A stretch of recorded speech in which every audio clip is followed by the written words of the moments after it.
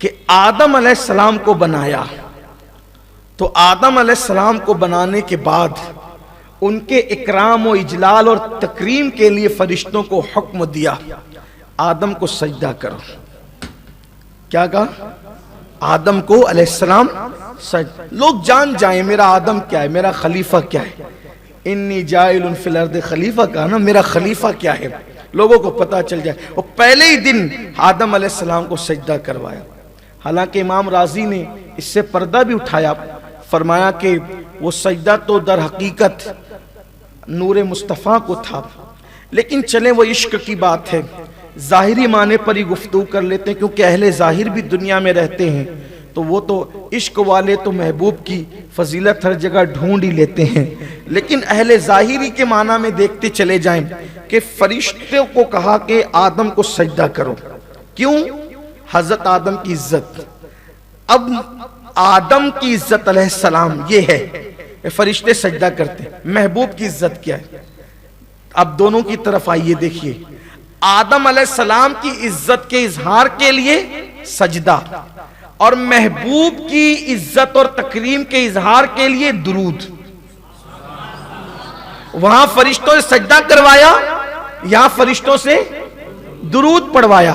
لیکن اب فرق کیا ہے؟ فرق کیا ہے؟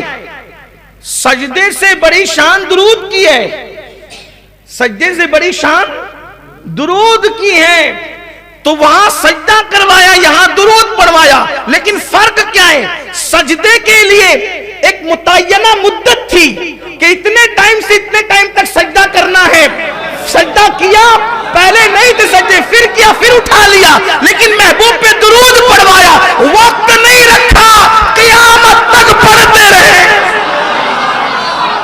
حتیٰ کہ حبیب قیامت میں آئیں گے، حتیٰ کہ حبیب قیامت میں آئیں گے تو بھی فرشتے ان کو اپنے جلو میں لے کر درود پڑھتے ہوئے آئے۔ یہ شان ہے۔ اچھا، پھر ایک خاص بات یہ ہے کہ بندوں کو بھی کہا کہ تم بھیجو، بندوں کو کیا کہا؟ تم بھیجو۔ لیکن درود ایسا عمل ہے، یہاں عقل انسانی دنگ رہتی ہے۔ اللہ کہتا ہے تم بھیجو، صلو علیہ، ان پر تم درود بھیجو، اور جب بندہ درود پڑھنے لگتا ہے تو کہتا ہے اللہم صلی علی محمد، اللہ تو بھیج، بندہ کہتا ہے تو بھیج، اللہ کہتا ہے تو بھیج۔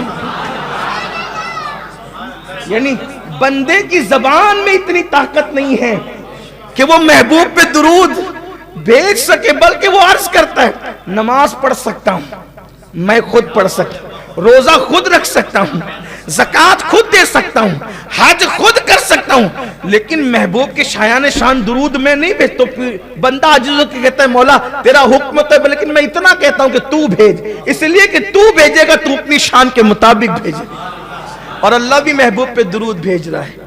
دیکھو یہ اپنے نبی کی شان، یہ اپنے نبی صلی اللہ علیہ وسلم کی شان۔